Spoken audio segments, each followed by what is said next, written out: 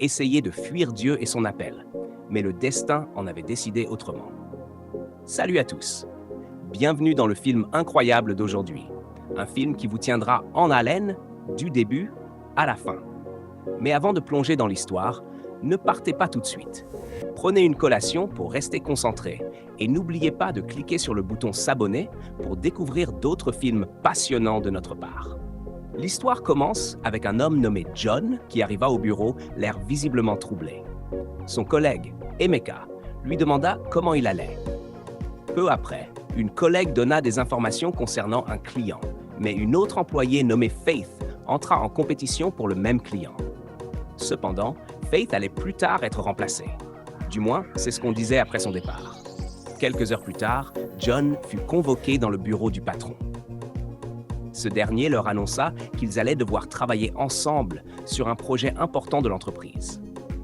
Tous deux voulaient gérer le projet séparément, mais le patron refusa et insista pour qu'ils travaillent en équipe. Plus tard, John confia à Emeka que Faith était trop sûre d'elle. Ayant déjà remarqué une faille, John prit les choses personnellement et se mit en tête de faire renvoyer Faith de l'entreprise au fil du temps.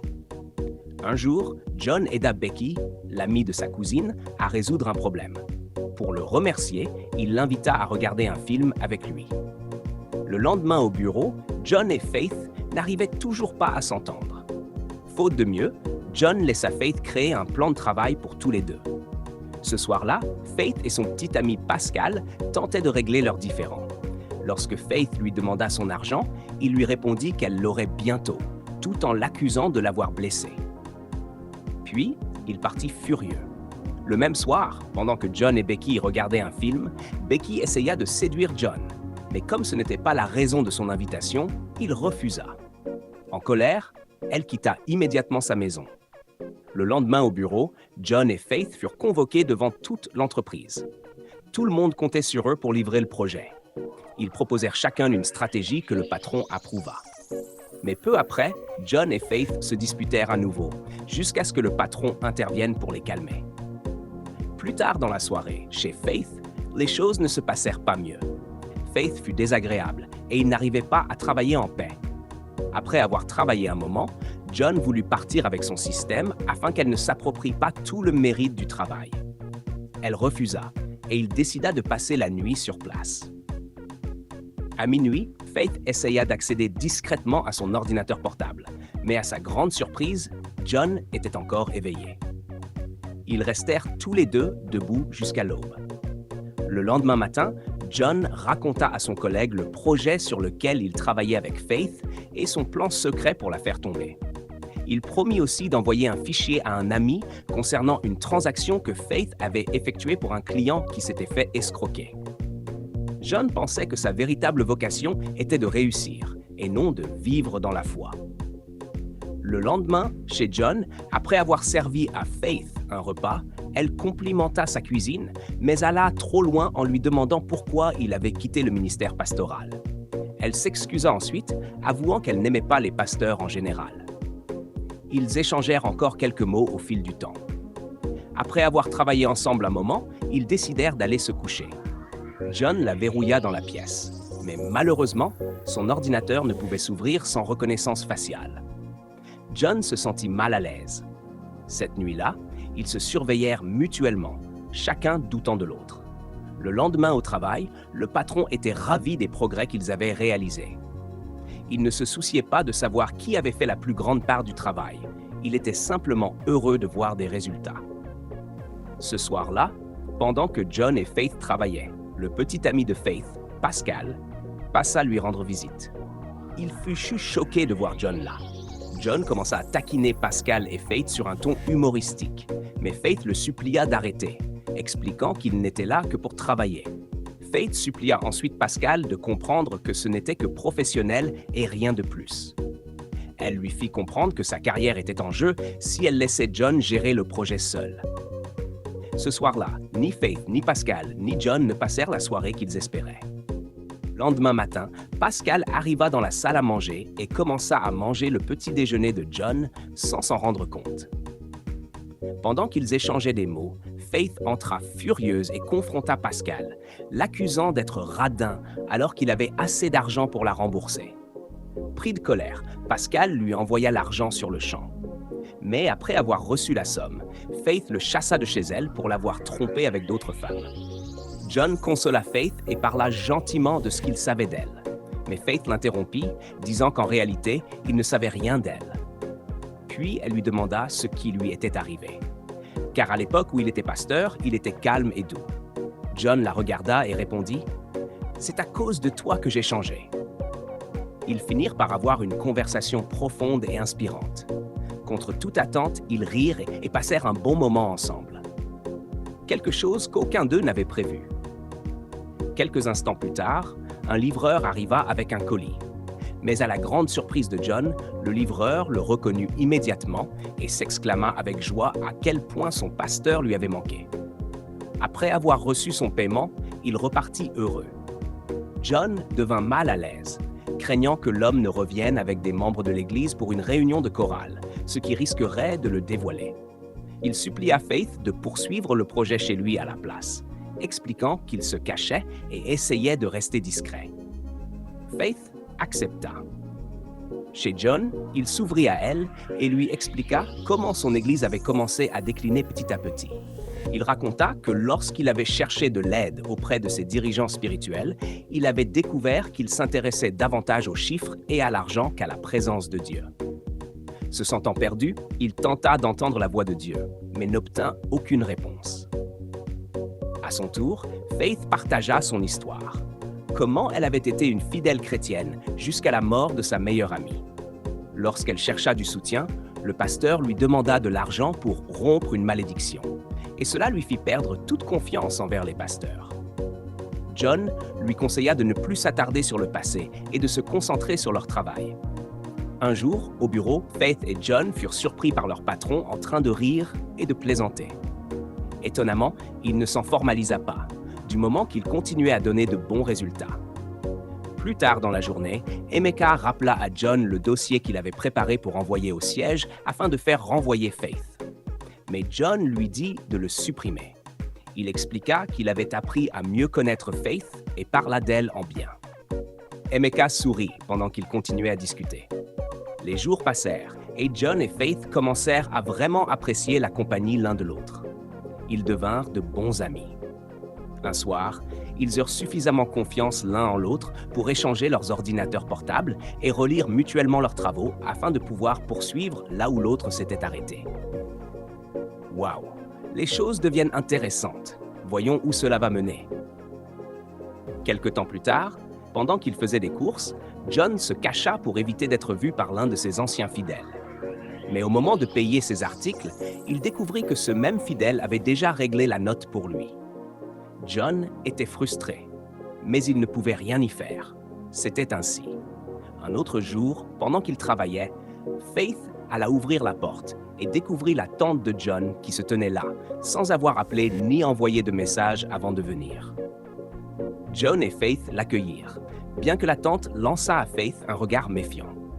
Quelques jours plus tard, pendant que la tante de John étudiait la Bible, Faith la salua, mais elle l'ignora. Très pieuse, la tante se mit à prier à voix haute, ce qui poussa Faith à faire semblant d'être possédée, juste pour se moquer d'elle. John en fut témoin et rit maladroitement. Quelques heures plus tard, avant de partir, la tante s'excusa auprès de John pour la manière dont elle avait traité Faith, reconnaissant que ce n'était pas juste. Elle exprima son inquiétude concernant le fait que John ait quitté le ministère et l'encouragea à y retourner un jour. Puis, elle s'en alla. Un jour, John marchait dans la rue lorsqu'il vit un homme infirme prêcher l'Évangile. John s'arrêta et se mit à le contredire, lui demandant comment il pouvait croire en un Dieu qui lui permettait de rester infirme. Mais l'homme, ferme dans sa foi, parla avec passion de la volonté et du dessein de Dieu, plus grand que les conditions physiques. Malgré cela, John n'était pas d'accord et s'en alla. Plus tard, Faith vint rendre visite à John. Pendant leur conversation, ils finirent par exprimer à quel point ils se désiraient mutuellement. Le sentiment était partagé, et ils chérissaient ce moment ensemble. Au bureau, Faith et John présentèrent les résultats de leur projet à leur patron, qui fut extrêmement impressionné, et les félicita pour l'excellent travail accompli. Quelques semaines plus tard, un jeune homme qui avait autrefois connu le pasteur John le rencontra par hasard. Tout joyeux, il lui raconta à quel point il lui avait manqué, se souvenant de la façon dont John l'avait autrefois soutenu financièrement pendant ses études. Orphelin, il demanda encore une fois l'aide de John. Mais celui-ci, endurci par la vie, pensa que le jeune homme voulait simplement profiter de lui pour avoir de l'argent. Il refusa de l'aider et s'éloigna.